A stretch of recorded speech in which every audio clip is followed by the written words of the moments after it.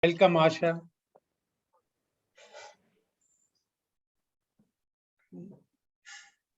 Welcome, everyone. Good evening. Thanks for taking time to participate and make it as a successful one. After a long time from Chennai chapter, we thought, okay, let's try something differently and talk about a journey of a person who tried to build an ecosystem and a platform for a startup, which is the buzzword, and we talk about unicorns of the world from India. So BITSAA trying to create a platform for that, and why not we can bring him and understand his journey and understand his effort to make it a platform to network or connect people all together, kind of a thing. This is what. Let him talk more. I'm going to introduce Dharmarajan. Dharmarajan he gave a brief intro. Whoever not joined that point of time, I'm just giving a intro again. Dharma is going to do the moderation and host for this session. He's going to interact with Nitin, who is the hero of today. And Dharma comes from 90 batch with the physics and management expertise, has worked in corporates and worked in plebs or various firms. And also I found that he is one of the certified independent auditors for corporate governance and things and all. So last few years, he is in his own startup, especially on the AI, which is another buzzword in the industry, like machine learning and artificial intelligence. Especially, he is in a very niche space, especially to automate or improve the documentations and things and that. So I had a brief chat with him a few days back to understand what is it all about and things like that. Nice solution which he's working on, and hope he will grow also as another unicorn from a BITSAA community and things like that. Okay. So welcome Dharma, welcome Nitin. I leave it to Dharma to take the stage and start the evening. Welcome everyone. Again, Dharma, the stage is for you. Thank you, Sriram. Thank you. Thanks a lot. It's wonderful to be amongst the BITSAA audience. It's been a while. In fact, a couple of years ago, we celebrated our 25th Silver Jubilee reunion. And we were lucky to celebrate, in fact. After that, immediately the pandemic hit. And so it was so nice to meet the BITSAA fraternity, and we relived those wonderful times that we had in BITSAA. And that's what is bringing us all together today. So BITSAA, as we all know, has been one of the biggest alumni networks in the world. In fact, we should be proud that we have such a powerful organization called BITSAA. And BITSAA Chennai especially is one of the most active chapters of the BITSAA larger group. So BITSAA Chennai has been consistently organizing many events in the last many years, be it music nights, be it some entertainment, be it networking events, be it education sessions, and so many different formats. They've been trying to get the people together of the BITSAA community and how people can benefit from such interactions. So the next big thing has been one of such initiatives of BITSAA Chennai. And I understand that 8 such meetings have already happened earlier. And today I have the privilege of being here for the 9th meeting of the next big thing. Good evening. Welcome you all to this version of Next Big Thing by BITSAA Chennai. Today, we have with us a special person who is talking to us all the way from Dubai. Nitin is the CEO and founder of Kregzo, an AI-based holistic ecosystem that focuses on making startups accessible and, interestingly, investable. He's an award-winning entrepreneur who's helped over 100 plus global startups to grow and scale. His first brush with entrepreneurship started while he was still studying to get his electronics and communication degree from BITSAA Dubai campus. He led the Innovation and Entrepreneurship Hub as its president and started 2 ventures as a student. Wow, that's amazing. This early experience with his startup and working with incubators and accelerators in the region helped him identify the real core problems behind the eternal questions. Why startups fail? After a successful stint as a business analyst with Protivity in 2018, Nitin started Kregzo. Due to his prior experience of being a consultant and coupled with his natural aptitude of risk analysis and predictions in business, is what makes Nitin a recognized mentor, not only in the Kregzo community, but also in various other institutions.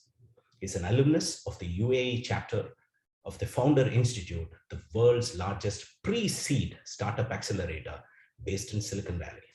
Besides being a founder and CEO of a cross-global community, Nitin is a strong advocate for mental health and has been a mentor with multiple startup communities in the MENA, USA, and India. He's also a proud dog dad who loves exploring new places and is a foodie at heart. Ladies and gentlemen, put your hands together to welcome Nitin Balla. Hello, Nitin. Thank you. Thank you so much. I think the way you gave the intro itself was like, oh, such a celebrity is here. You are a celebrity today. You are a hero. I'm really, really honored to be here, and like it feels welcome to be part of the BITSAA Association. Always, even in university, but even when everyone was giving the intro, I'm like, oh yeah, I still have a lot to learn.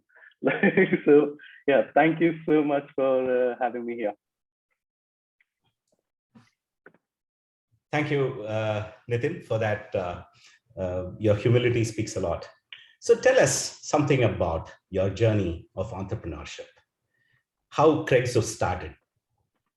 Well, so for me, the eternal question before, why startups fail was always been what's next, right? So I organize events like TEDx, pitch competitions in university as part of entrepreneurship cell and event management team. And even when I work with other incubators, accelerators as community manager, it's always that question was, okay, what's next? I meet so many amazing startups and I see them, when a TED talk is going on, everyone gets pumped, they get excited. I've seen people who come like, we got goosebumped after the TED talk. And in my head, when I'm listening to them say that, the only question is like, okay, what's next? What's the next action you're going to do? Because that is what matters the most rather than, getting the goosebumps. You got excited. And that's where I started saying that, there's no accurate action to it, or there's no set standard where I can follow a particular curriculum, course, direction to actually go to the next part. More importantly, I saw people get goosebumps in TED Talks and then go have lunch and then forget all about it. It was just that momentary excitement that you can be that speaker tomorrow, you can achieve that tomorrow. Same thing in the startup segment. When we hear about unicorns, when we hear XYZ startup got $1 million, $1 billion valuation, funding, XYZ, you feel, hey, even I can do that because I'm in a market, but every action, whatever your thought process, will get decided based on what you do next. And that possibility of finding out what's next was something in me, and that's what I started looking at in startups as well. But as I saw more and more startups, the more failures I saw. I saw a lot of success stories, but I've seen a lot more of failures. And I always started looking at, okay, why are they failing? Why is the whole segment, if you want to boost startup ecosystem, that's what the nations have been talking about, countries have been talking about, BITS has been talking about it, but where is the support? Because when you think of a startup ecosystem, there is not just one party involved.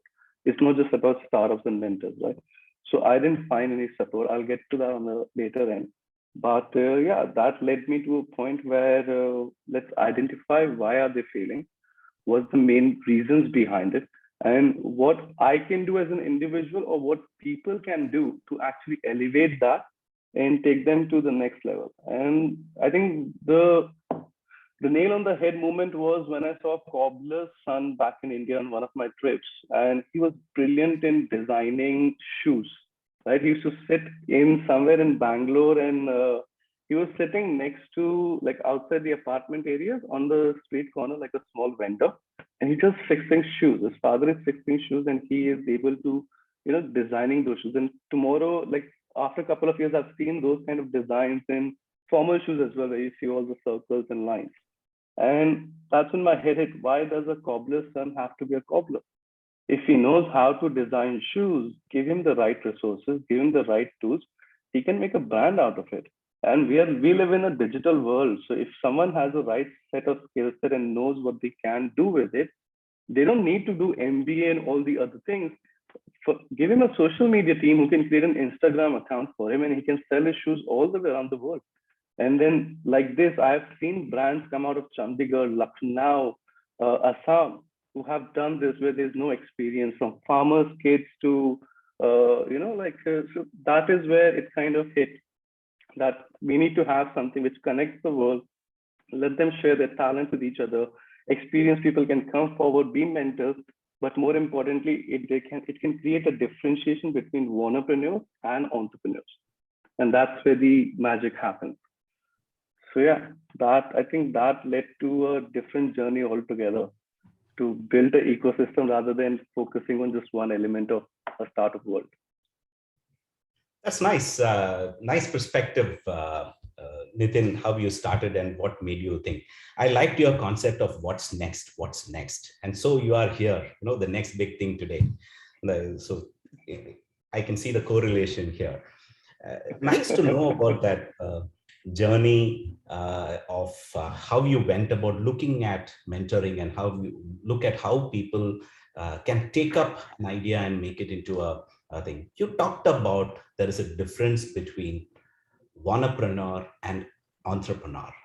Can you elaborate a little more about what you mean by that and how you can differentiate and how one should look at things? Okay, so this is one of the things where, as Kregzo, as a team behind Kregzo, not just me, but my co-founders, we came up with, and we adapted it from day one in the business, right? So now, in the past 10 years, number of startups have increased dramatically, right? There's exponential increase in number of startups. In every hook and corner, there is an entrepreneur, even if they're just doing drop shipping to next innovative big thing ideas, sitting and working on it. Similarly, there is a huge increment in the number of incubators and accelerators out there. But when we actually meet these entrepreneurs who are serious about it, when we meet these incubators, accelerators who are actually doing it to support the ecosystem, we always find that, there is a segment where an entrepreneur comes and says, if I get the funding, I'll make this company grow. And then you start realizing, hey, there are entrepreneurs out there who have sacrificed everything to ensure that their startup comes out next. They've gone through a different journey. But there are entrepreneurs out there who, if I get the funding, I'll do it. If I get this, I'll do it. Right? But so that was one element, understanding that, they want to be an entrepreneur, but they don't have the appetite for it. Right? So when we look at investors, for us, investors are not soul of the ecosystem, I would say, but they are definitely the catalyst for that ecosystem, right? So it's their hard-earned money. It's not some money they have it. It's their personal money from angel investors, be it in a VC. It's someone's money which is getting involved as they work their life on to build that. So for us, that money shouldn't be wasted on entrepreneurs. People who just want to do it for the sake of doing it. It should be given behind. It should be put behind an entrepreneur who can actually make that grow. An entrepreneur can be defined by the passion, the gut, whatever we say, right? The skill set and all of that stuff. But there's still a biggest difference comes in the room of 100 entrepreneurs. Are all 100 very, very serious about taking their idea forward?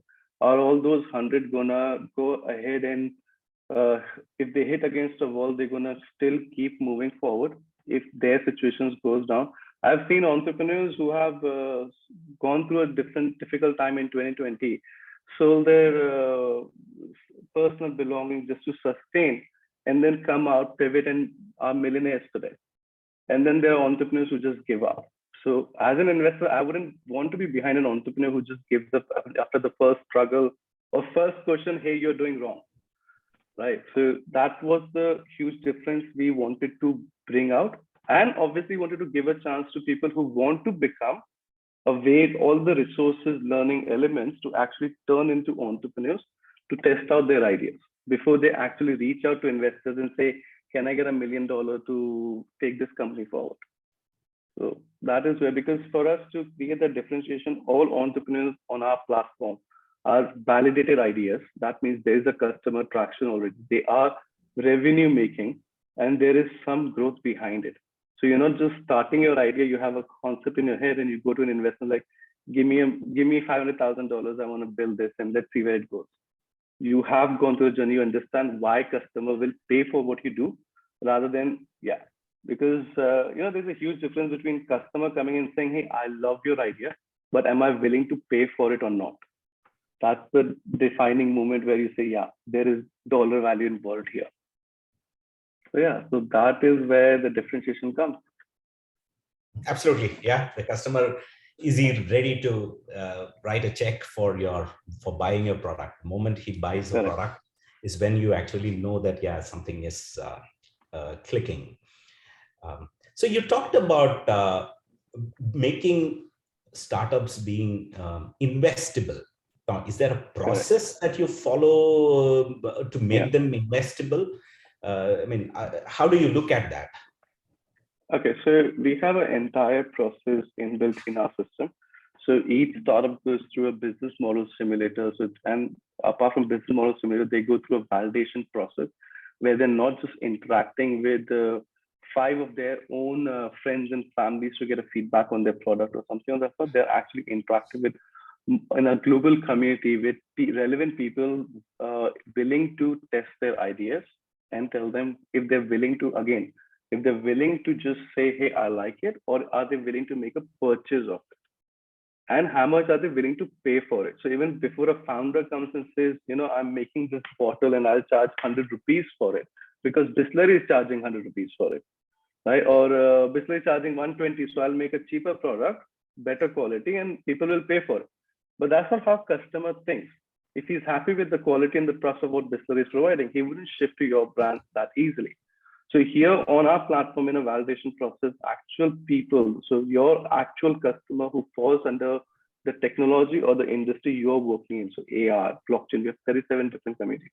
They come forward and actually tell you, hey, you know what, I love your idea, but I'll only pay $5 for it. Someone else will come and say from Colombo, I'll pay $10. Someone will say 50, someone will say $1. Someone will say, I'm not paying. You as a founder, before you put your money or invest this money in behind manufacturing, outsourcing, whatever you want to do, you get an understanding of what customers are willing and how are they willing to pay for it. Then beyond this, there is a different process altogether, which is we have a gamified process. The founder goes through a different journey altogether.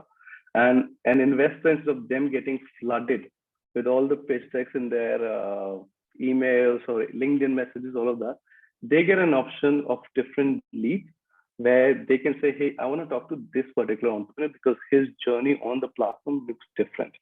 Because you now have a first eagle eye view of the entire analytics and data behind the entrepreneur, how they have, what kind of customers they have, what people are saying, how many mentor sessions they've had, the feedback behind the mentors, all of that. And the moment an investor says he wants to talk to an XYZ entrepreneur, then they get a one-page pitch deck on the system itself. So there's no flooding, and an entrepreneur is also not wasting his time chasing investors for the next 6 months to gain investment.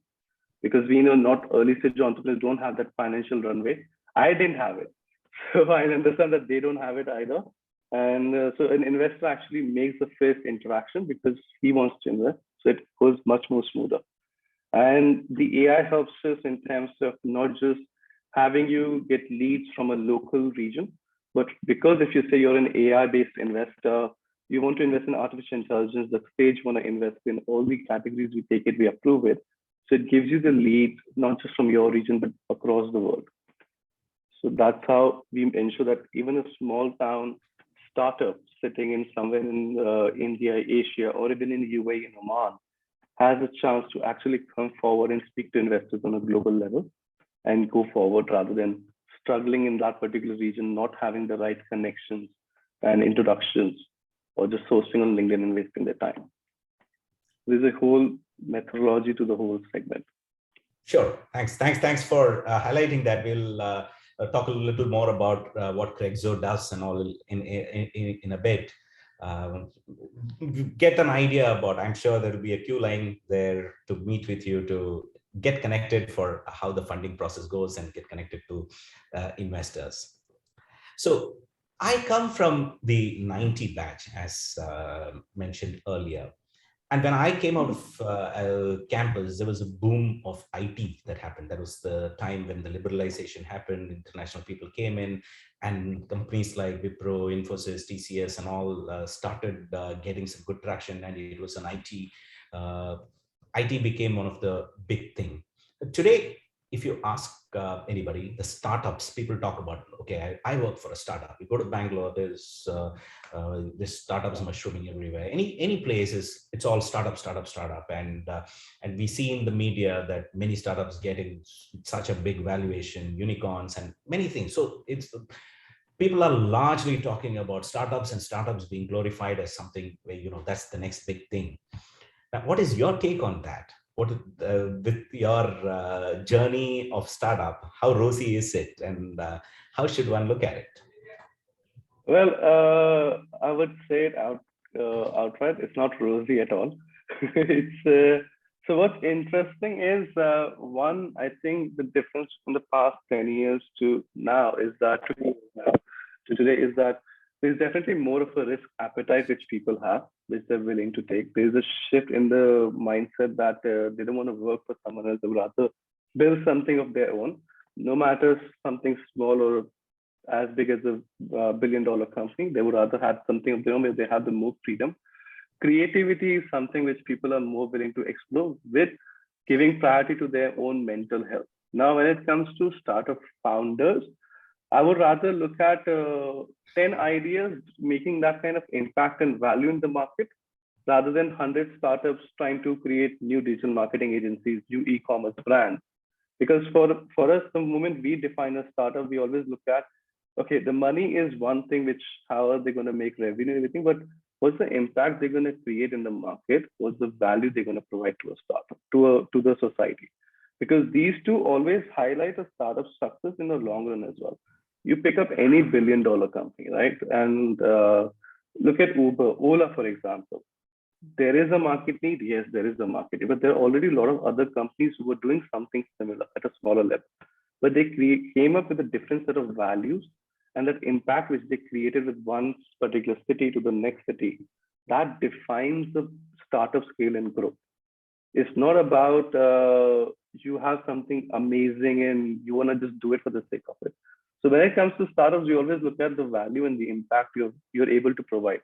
Value for your customers and impact in the society. You have these two things, and I think any revenue model can be adapted to it, and it can scale automatically. Obviously, you have to work towards it. It's not going to automatically, as in it's not just going to happen. But yeah, these are the two defining moments for a startup, and that's where it comes down to every time. That's a great point that you mentioned, Nitin. So for any startup to come up, any company to come up, impact and value. I think these two definitions are very important. I think it should be etched in every entrepreneur's mind. What is the impact that he's creating and what is the value that he's generating? And if one has an answer for these two questions, I think they've really succeeded in something. And thanks for highlighting that point very well.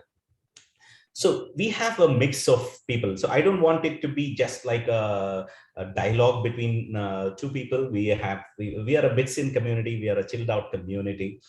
In fact, the other day when I was having a talk with Nitin as to how we should plan this meeting, and he very classic Bitsian style. He said, hey, I'm a Bitsian. I don't want any particular structure. And so I'm open to any kind of format that thing. I think that's the way we've built it today. And that's the way we have things. So in light of that, what I would like to say is that, so we have a good variety of people with coming with diverse backgrounds and experience.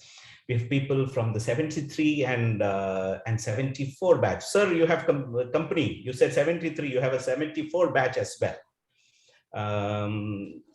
So there is a 73, 74 batch people who are here, and we are also having a 2000 pass out person. So it's a nice mix of people who are here and wanting to understand from you as to how they should look at the business. How is the mentoring? You brought in some nice elements of startups, mentoring, consulting, and those flavors. So we have consultant mentors on one side, we have experienced people on the other side, and we have startups and wannabe startups, wannapreneurs as well. How can those wannapreneurs shift to the entrepreneurs? So we can have some nice interaction to understand and maybe deliberate and arrive at one point where how you can, with your experience, with your wisdom that you have handled in the last many years, it'll be interesting to see how one can take away. So, sir, anybody who's having any queries or anything, what I may request people to put up some questions in the chat box, or you can just raise your hand and we can open up for some discussion. So we can make it interactive. Is that okay? Sriram, is that okay? Is that format allowed? Yes.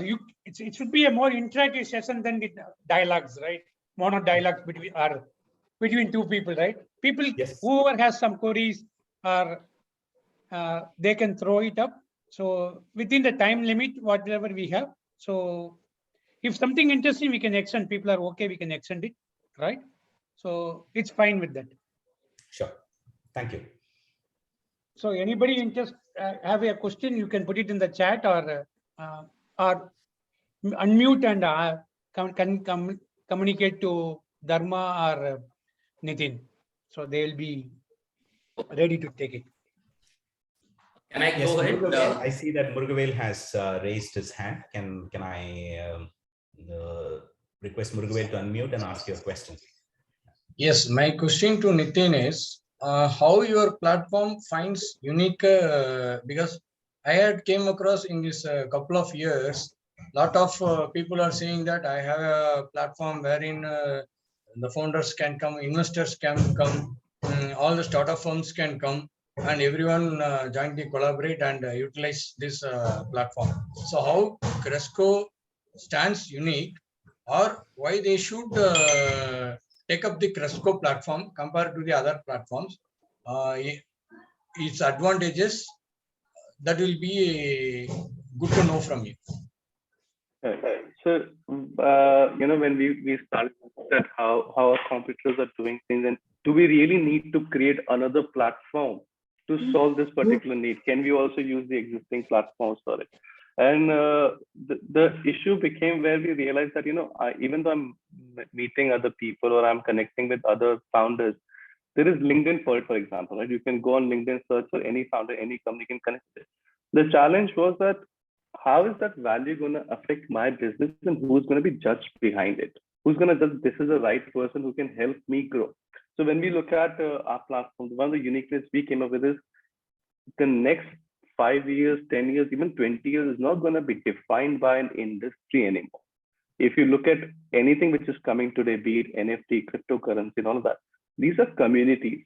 And these communities are people are coming forward from across the world because they see a vision in it. And that's where the Gen Z and millennials are. Gen Z and millennials are not in traditional industries anymore. And even if they are in traditional industries, they're doing their 9 to 5, but their actual workload, working methodology brings communities forward, be it sustainability, be it XYZ. So one of the things we did was we created communities on our platform. So we have right now 37 plus communities. And what we do is, instead of allowing you to join the 40, 50 communities and see you're a global person, explore everything else. We looked at, you know what, you get to come on the platform, choose at least 10 communities where you are interested in. All right. So the moment you choose 10 communities, everything on the platform gets curated to your needs. That's the first level of you entering the ecosystem. Now, the second level is the roles in the ecosystem. I don't want a simple startup going to an investor and sending him messages, connect options, and all things. It needs to be filtered. There needs to be a process to all of this, right? So what we started doing with AI and within the system is ensuring that you build your 5 circles around you, like 5 closer people from different parts, from different communities, which elevates your business to a different level. It can support you in your business, be it mentors, be it investors.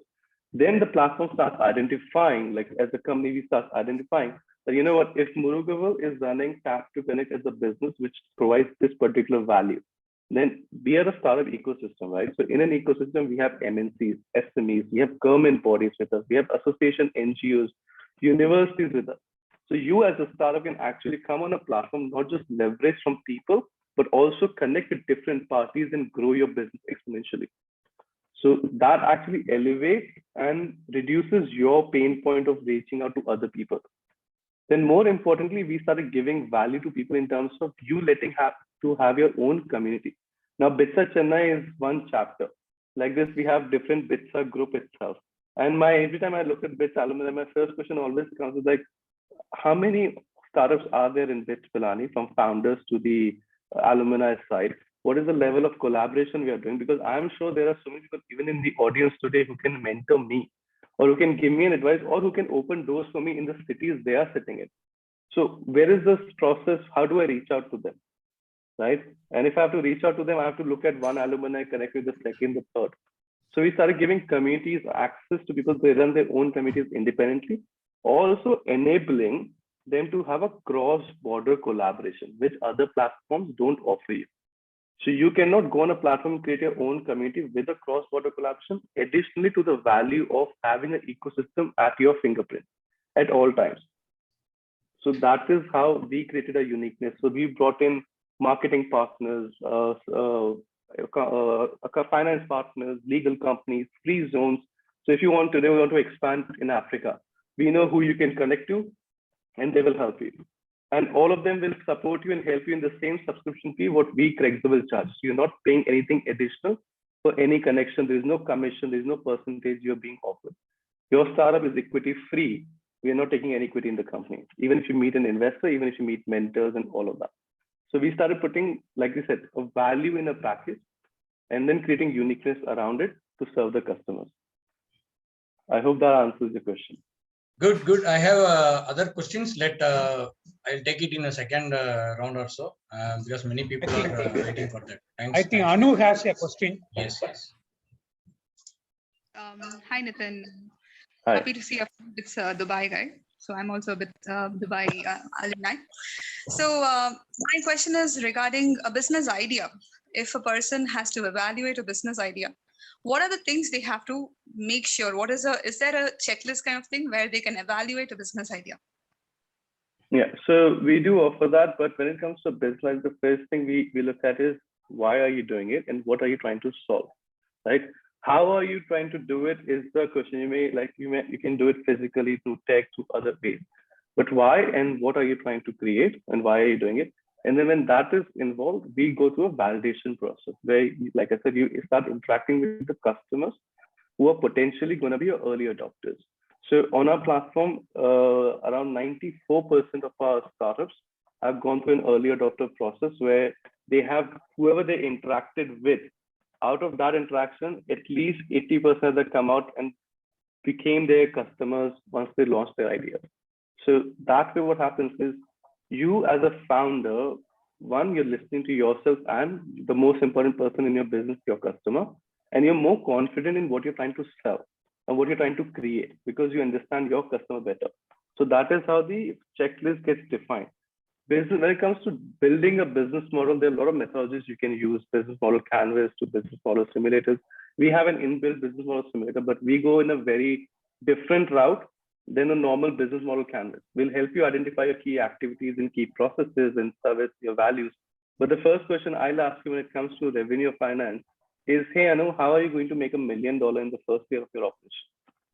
Because for me, when someone asks me that question, that makes me think, to make $1 million, I need to have, if I'm charging $10 per customer, I need to have these many customers. Now, if I have to have these many customers in a year one, my go-to-market strategy has to be this way. So it breaks it down for you instantly, which other business model doesn't offer you.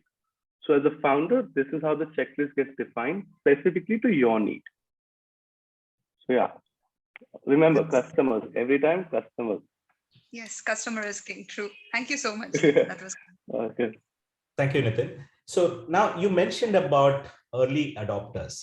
Now, how can early adopters, should you actually charge for those early adopters? I mean that I understand that what you mean by early adopters are early customers, or is there any other definition? Just asking for the sake of clarity for the Janta. If it is customers, early customers, should you price it? Should you not price it? How should one price it? Is always a question, especially in the startup person's mind. Right? As a startup, if you can price it, price it. If you can charge for a pilot, charge for a pilot. You don't have to charge a full value of your product. You can always give a discount as your first customer or as your first thing, but still charge it, because that also gives you a confidence that you are a money-making company. This can make money for you as a business. It brings additional validation, not just for you, but for the investors who are coming in forward, but also for your customers that, you know what, I bought something for $5, so I'll treat it with that value. There's a simple rule where we look at is that, you know, if a customer is paying $10 for your service, he should feel that he's getting the value worth $100, 10x the value he should get. At the same time, you should always, in the beginning of a startup, you should always follow the strategy. I love it, where I start increasing my prices till a point, like 5% increase I'll do per B2B customer, so that till the time I start seeing 20% downfall in my business, in my customer, so that I understand, you know, this is the actual price which is set for this particular market. So I'm neither overcharging nor I'm charging very low just to sustain myself. So early adopters, if you can charge it, you should charge it. We didn't charge it in the beginning. That's one of the mistakes we did, and we learned from it. So we were like, yeah, now we're like, even if it's a pilot project someone wants us to do, okay, this is the cost of the pilot, which we will charge you for. Then this is the value. We'll give you the complete value of a full-fledged project, but there has to be a cost, because there's resources, there's team, there's value which we are spending. So, yeah. Thank you. So if you had to start Kregzo all over again, you would start charging from day one. That's the message. Yeah, definitely. I think I've done so much free stuff that I've reached the point that, okay. Right. So even if it's a simple dollar rather than charging 100, but yeah, there has to be some transaction. I get it. Okay, there's a question from, I don't know the name of the person. It is something similar to what I mentioned earlier. So the person says, I have an idea, want to execute, but don't have an appetite. I got a 9 to 5 job. How do you think Kregzo can help in this situation? It's typically how a entrepreneur get into an entrepreneur situation. How can one go about it? Yeah. So see, if you're not willing to take that risk as an entrepreneur, but I never say don't do it. I would rather say start the idea. So when you start the idea on the platform with the kind of, even a business model simulator, right? The kind of questions which will be asked to you and the kind of mentor interactions you will go through, you will understand, is this viable or not? Because for someone like you right now, who's a 9 to 5, the first thing you need to understand is this business viable or not? And again, customers are willing to pay for it or not. Once you have a clarity for all these things, so it can be a side hustle. And when the side hustle is giving you that enough clarity, then you can take a decision that, you know what, okay, now I need to quit my job, because you cannot have your feet in 2 different boats. But if you just want to be ensured that if that boat is sturdy enough for you to go to the next destination, then you can test it out in the market, which we will provide all the access and all the real-time customers, which takes you to the next step where you can take a decision. So yeah, because coming back to what Muruga's are also asked, so the uniqueness also comes in the way we look at a startup ecosystem. Like I said, it's not just about 5 startups in that particular city. For us, or even in a university, it's not just about 5 startups in the innovation cell. we look at as 2,000 people in a university is our entire startup ecosystem or in the world. Because the simple question we asked ourselves was, if there were 2,000 people in the entire world, right? 10 of them or 100 of them are startups. 20 of them are mentors or board advisors. 10 of them are investors. What happens to the remaining 1,900 or 1,700 XYZ people, right? And in a startup ecosystem, you will not see other platforms catering to them. But when we look at them, these are exactly the people where founders will find their team members, where these are exactly the people who will become entrepreneurs in the next year. These are exactly the people who will buy a product from an entrepreneur so that he makes $1 million and investor makes 10 million out of it. So when we built the ecosystem, we catered to them. We brought them in. So when these people are in, they come and validate your idea for you. They come and give you services. Say, I am good at marketing. I can join your team if you're looking for a marketing person. So that value of your customers on day one is what Kregzo provides you in an ecosystem. So your expenditure on getting or finding customers, your unit economics decreases instantly.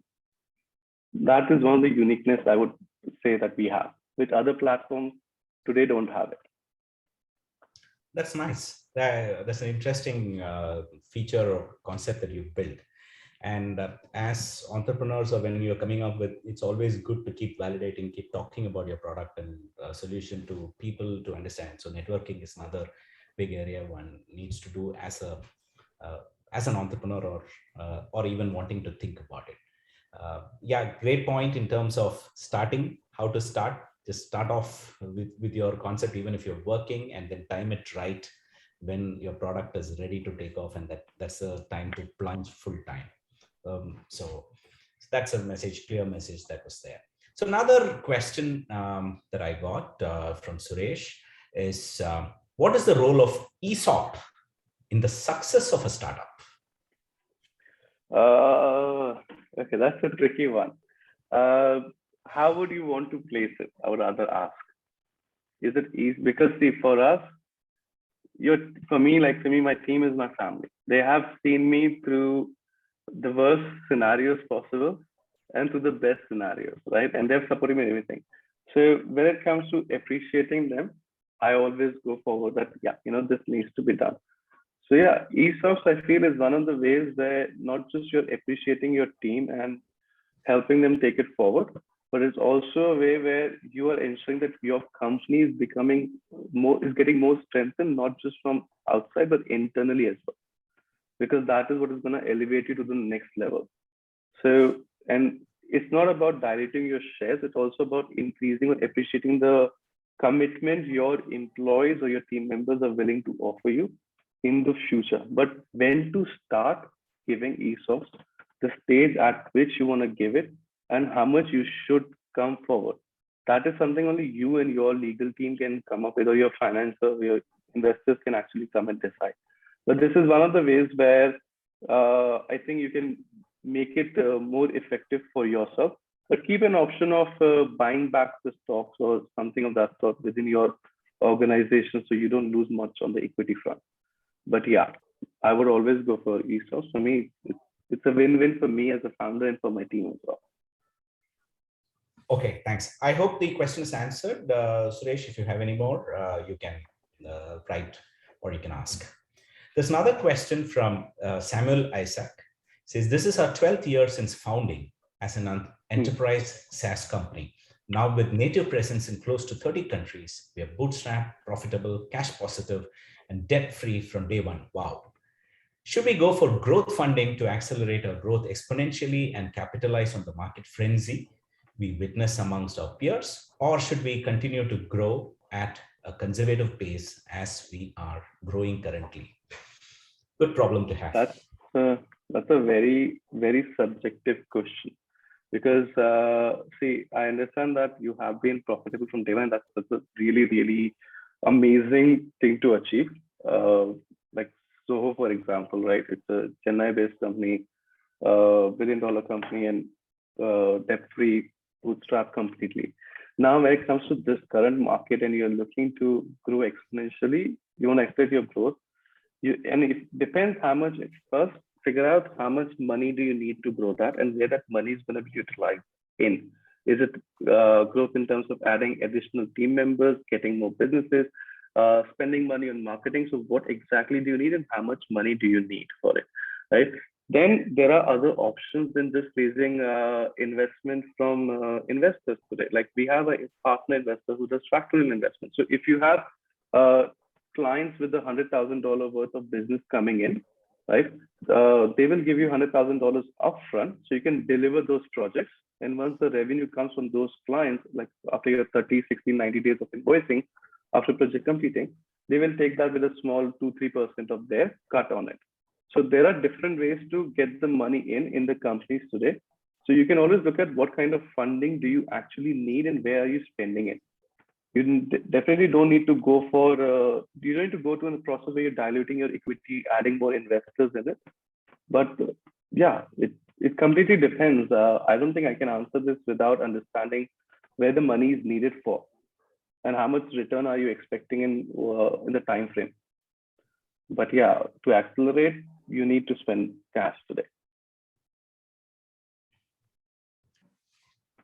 That was a nice, candid answer, Nitin. I think one needs to mull over it in a little more detail to get some more answers for such a important and a tricky subject. Okay. Another question that has come in. Initially, startup founders have a lot of hesitation disclosing their ideas to the platform due to exclusivity of the idea or whatever reasons. Do you guys come across such scenarios? What is your advice? Yeah, we got these scenarios only from BITSAA University.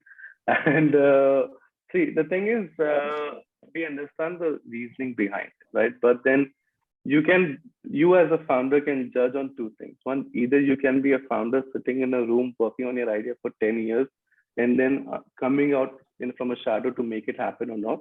Or you can be a founder who starts getting collaboration and business opportunities from day one, right? You also as a founder create a LinkedIn page of your company, right?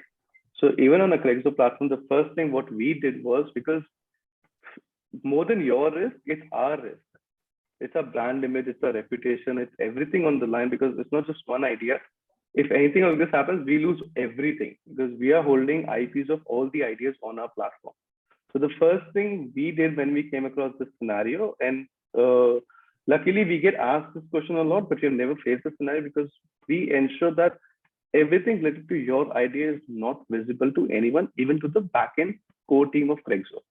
So that means if XYZ person starts an idea, what anyone on the platform can see is the one line of an idea, the industry it falls under, and who's the founder behind the idea, right? Everything else, your entire business model, what you're writing on finance, your operation strategy, market strategy, it's all visible only to you. Everything in the system also goes encrypted. That's the reason we built a technology in that way. Now, when I add a team member in my business model, so even if I add Mr. Dharmraj as my finance strategy or finance role team member, he has access only to my finance stage. He still doesn't know what's the tech I'm building, what's the marketing stage, what I'm writing in marketing. He has access only to the finance. So it's more access based. More importantly, you as a founder is the king of an idea. So you can decide if Dharmraj today, once you've worked with him, you build that trust, do you want to extend his access to different areas or not? So it becomes more access driven for a founder, where founder takes all the decisions. Even mentors cannot come and swoop in and see what you're working on, what's your strategy of return. They do a session with you where you tell them what is there. So it's all controlled by a founder. And then we create a different technical layer on top of it, where even the Kregzo team cannot see the data you have input in the system. And ensuring that all the IP of your idea belongs to the people who are there part of the team. So we will offer you all the legal agreements. If you and your team members need to sign in terms of equity, if your investor comes, you need a shareholder agreement. So we have legal partners in India, even in UAE, who will come and facilitate that service for you. So at all times, your IP is your IP. Because we are anyway getting a subscription from you on a monthly basis, which covers all of this cost for us. So that's how we ensure that it's secure all time. Oh, that's nice.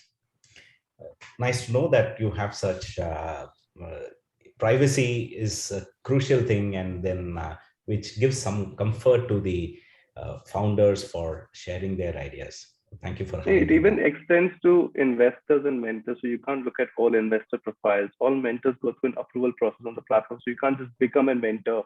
You can't just become an investor. I think Murugavel sir also faced. He tried to log in as a mentor, and he's like, "Listen, I'm not getting any notification. There is nothing happening." Like, yeah, because it has gone to the board team for an approval system.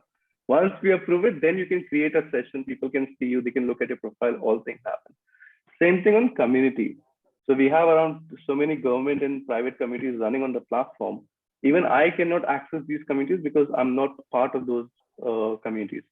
So I know, okay, I have BITSAA Dubai, I have SPJ and Emirates Academy, Oman, government is there. But these are private communities and nobody else apart from the invitations can access or look at the ideas they're working on. So it becomes a private mini ecosystem within the overall stage. Nice. So you talked about mentors, access of mentors and all. So I want to ask, how important are mentors for startups? And if they are, what is it that a startup would expect from a mentor? Mentors are very important, I would say, but finding a right mentor would be much more important for any startup.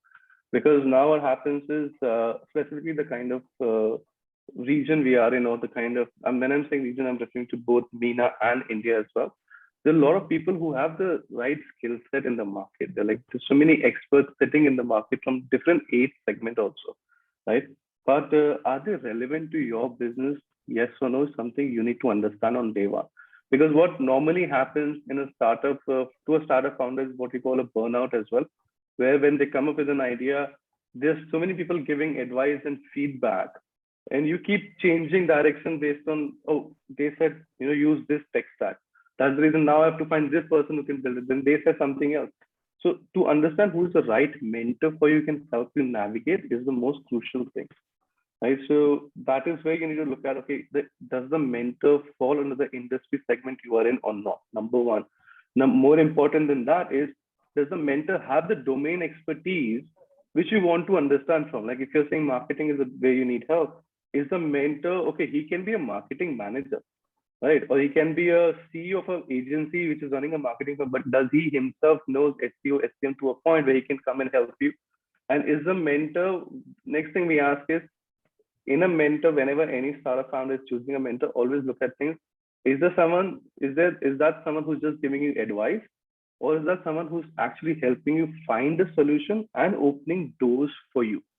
Because when we look at mentors are people who are connected across the ecosystem. They know CEOs of companies to startup founders, to tech people, to incubators, accelerators. So they're the best source to open doors for a startup founder just starting an idea. So getting that is more crucial than just having a mentor. So if that is what you have as a founder, then yeah, you have a winning team.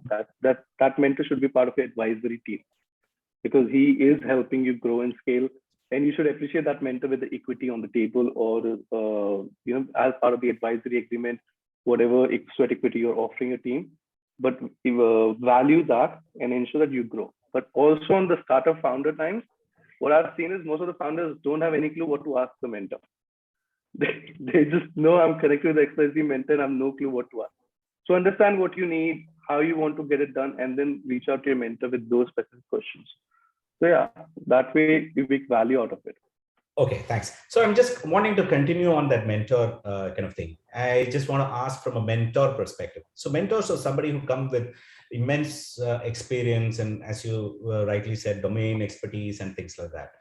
Now, when they are interacting with startups, many times what has happened is, so the mentors are considered as advisors or gurus or some sort of sorts. Should a mentor charge? Should there be a price for the services that they offer, or should it be free? How do you look at it from a startup world? So we value the time mentor is providing on the platform. So when a mentor comes and joins the platform, and once they've been approved and they've created their profiles, We simply ask them, how much time in a month are you willing to commit? Right. So the mentor says 4 hours in a month. Right. So we give them options to create sessions based on number of hours they've committed. It can be 4 different sessions, 1 hour each. It can be 8 different sessions, half an hour each. It can be 15-minute sessions as well. Right. But for us, a mentor has committed 4 hours. Now, as Kregzo, there are a few mentors who we cannot pay because we cannot. If you charge Kregzo, also say, hey, listen, as per my unit economics, I'm a person who earns $1,000 an hour. So if I'm giving time to your startups, you should pay me $1,000. Just startup pay you $1,000. Startups don't have the funds to pay you for $1,000 an hour. But what we advise is, now how we turn the table here is give value to the mentors, give them enough value. So that $1,000 doesn't make a difference to them because now they're doing it. Because one, mentors are doing this because they love to give back to the society, right? We appreciate that. But now when money comes, there's so many other mentors and business owners in a startup ecosystem such as Kregzo. So if a different mentor comes, we do the introductions for that mentor so that his own business actually grows. He himself find opportunities. Because now when we have mentors, it's not just from India. We have it from Africa, US, Singapore, Saudi, different markets, right? So you get your own different network. You get to be part of a different club. From Chief Innovation Officer of MENA, head of EY region, to founders from India, founder of IVA. So you get all of those chances in your own network. Second is we ensure that the startup, if he's booking a mentor session with a mentor more than 3 to 4 times, that mentor is sitting on the advisory table for that startup. Because no startup is going to keep going back to that mentor if that he's not getting the value from it. So we appreciate the value and we compensate on those values every single time. At the same time, if a mentor is committing 4 hours and they're not delivering, then we question the mentor as well, because we have to ensure the quality is there. So Dhamma, can we do it till 6:10 if everybody is okay? So there is a couple of questions. There are a couple of questions. Just we'll ask that. So one question is, does your platform also support in making that idea, like develop the product or just give access to different community of people? No, we help you build your product as well. So so when it comes to building your idea yourself, if you depend, if you're a techie, can you build it yourself, or do you need people? So when you need people, you can find developers, freelancers, developers who are willing to join your team, service providers who can work with you as part of it. Now, in terms of building an idea, again, comes down to, is it a software, or is it a hardware? Now, we're recently working with a student out of Manipal University in Dubai. Interestingly, he's working on a sustainable motor. And I can't say much more about the idea, but for that, now he needs the hardware. He needs once he's done it, he needs to test that product. So we have a garage sitting in Al Quoz in Dubai, who's given his workshop to these kids to build it, right? So when it comes to a software-based idea, we have company tie-ups with agencies from India, from UAE as well, and from Australia as well recently, who can actually help you scale your idea and provide you full-fledged team to do it. So I think Sriram sir also does something similar where they help you give the entire team to make sure your idea becomes a film. As a founder, you save money and time in the beginning. So you provide all those kind of resources. So yeah, so developing product depends again, hardware, software, and then we keep evaluating based on where the product needs to go. That's nice. Another question we have, when you finally find an investor, do they come in and micromanage and breathe down founder's neck? Can we avoid such situation? And can we have such agreements? It's always a chicken and egg. So for us, it's find the right investor. And if you find an investor, ensure to avoid a scenario of this sort, always ensure that the expectations are very clear on both sides. Right? An investor needs to understand the money won't magically grow, but you also need to understand that the investor is updated and he understands where you're headed and what needs to. So there is a clear expectations from both fronts. There's a proper legal agreement, shareholder agreement on both sides. So if ever, God forbid, there is a scenario which comes, you are on a safer side of it rather than on the riskier end. But again, expectations should be always clear. And another thing which I normally see, which founders don't do, is they don't update the investors as often they should be doing. So ensure the investors are in the loop at all times. It doesn't have to be a monthly update. It doesn't have to be a weekly update. It doesn't have to be a bi-weekly update. It can be a simple message. Hey, this is the simple thing they're doing. So they are a bit more secure, because a situation like this normally comes from angel investors who have given their hard-earned money to a startup founder, and sometimes have been left in the dark or have faced something where their money they've lost in some investments. So they're a bit more insecure about it, or they're bit more worried about it. So understand that, manage the expectation clearly. As a founder, that's the best you can do in this scenario. As an investor, have a bit more trust in your investment and in your founder. And it's a difficult thing, but one of the things is you can always do an angel investment as a co-investment with other angels to reduce the 100% risk on your end. Yeah. Other than that, see, it's people's money. When it comes to money, they will sit on your neck, shoulder, everywhere. It's not a freebie, right? Yeah. Yeah, but you can definitely avoid by ensuring the expectations are set clear, and there is a clear legal paperwork behind the entire structure. True, very true. And the intention behind, when you have a process set and the intent of the maybe everybody can switch on the video. We can take a snap. Yeah. Whoever Yes. can switch on the video. Another thing you can do on the investment front is not just the expectations clear in legal framework, but also ensure that if there is an investor of this sort which is getting involved, then you have a buyback Whoever option can from switch that on the investor. video, switch on the video, please. So if you have a buyback expectation, you don't need buyback option for that investment. You don't need to stay with that investor for a long time. The moment you're able to earn that money back, or you repay the investor, you can buy back and ensure that you don't have to face that issue in the future. Absolutely. Thank you. So Samuel, that was really you can wonderful. switch on the video. Jayesh, Yes. Shankar, Naveen. Photo opportunities are a must, right? Shrikant. Yes. Few more. I don't know. Okay, I can. Yes. Srinam, I had taken on snap. I heard Okay, a kissing okay. sound. I heard a kissing sound. I hope the picture. Oh, I see one of my batchmates also here in this group. So that's wonderful to see. Hi, Rajesh. So that was interesting. Thanks Nitin. for. Nitin, it was wonderful. Yeah, I think it's a very insightful sharing some of the real insights which we weren't aware that much, or we weren't even looking in that direction. Thank you so much.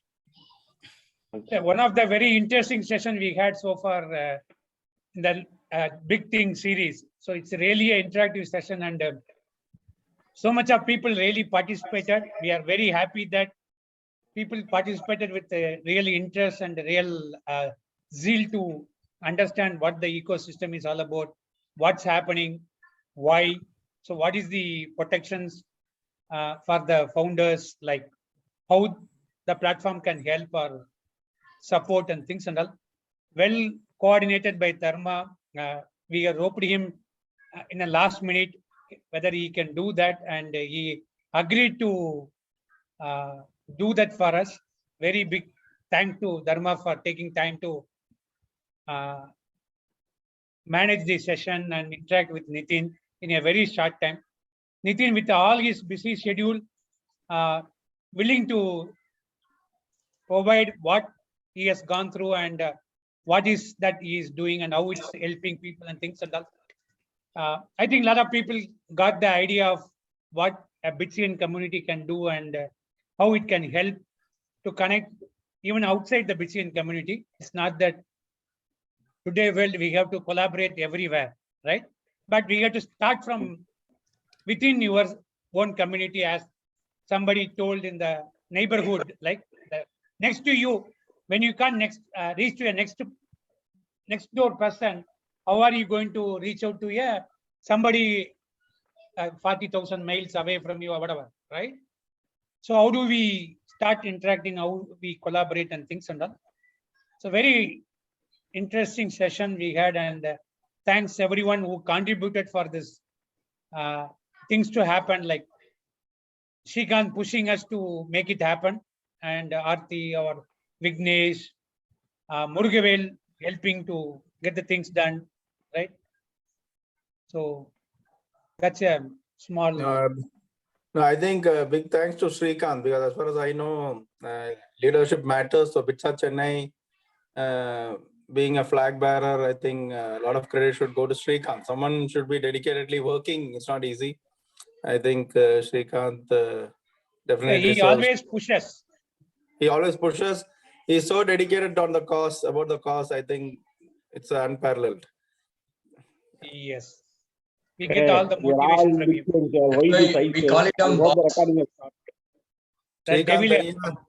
Srikanth தனியா பேசாம சைலண்டா வேலை மட்டும் படிப்பாரு. வேலை முடிச்சுவாரு. இத்தனை பேரை பேச வச்சாங்க போறாரா? Shrikant, maybe few words from you. No. See, all that it requires is a bit of thinking to connect people and ensure that it happens. Everyone is willing. The passion is there for everyone. So it's just you need a spark. And Mauli, I hope you have learned a bit from today's session. He yesterday called me and said, I have retired. I want to be a mentor. What should I do? I told him attend today's session. So that is, a little bit of networking and thinking is all that is required. And let me thank Dharma for coming in all the way from Mumbai to participate. I know, being a Tamilian, you are passionate about what Chennai does and what BITSAA Chennai is doing. Thanks for coming in. And we have many more interesting things to do. As BITSAians, we should keep ourselves busy during this COVID period and not have an idle mind, because that is when, you feel dull and you feel dejected, and so many such things are happening about you, around you, are negative, which you don't control. This is actually something positive that can keep happening. Once a month, some session, you chat with your own friends, you chit chat, and then you go back to college days. And with a lot of in Tamil there is one word called urimai, with the righteousness. So with that urimai, you talk to people in a very friendly manner, and I think that's what all these sessions are about. And it's good that we are having our own YouTube channel where the sessions are uploaded for others to view later on. It's not a question of how many people participated today, but some of these thoughts and concepts are captured for the future as well. Thank you, Hari, for Sriram for running the ball, and Murugavel for providing the tech support. Of course, we had a couple of COVID sickness today, and people are sick. But till yesterday, they were active trying to promote the event. Let me thank Kiranmai, Aarti, Vaishnavi, and others in the group. Yes. I think that's good. And thanks, Malla, for coming in. I think you're still in Dubai. Thanks for coming in at this whatever time of yours you have to participate. And I think there will be people who jump onto your bandwagon either as a recipient of the benefit or to help in mentoring. Thanks, everyone. Thank you so much. Thank you. Thank you, Shrikant, for those wonderful words, and really happy that I could participate and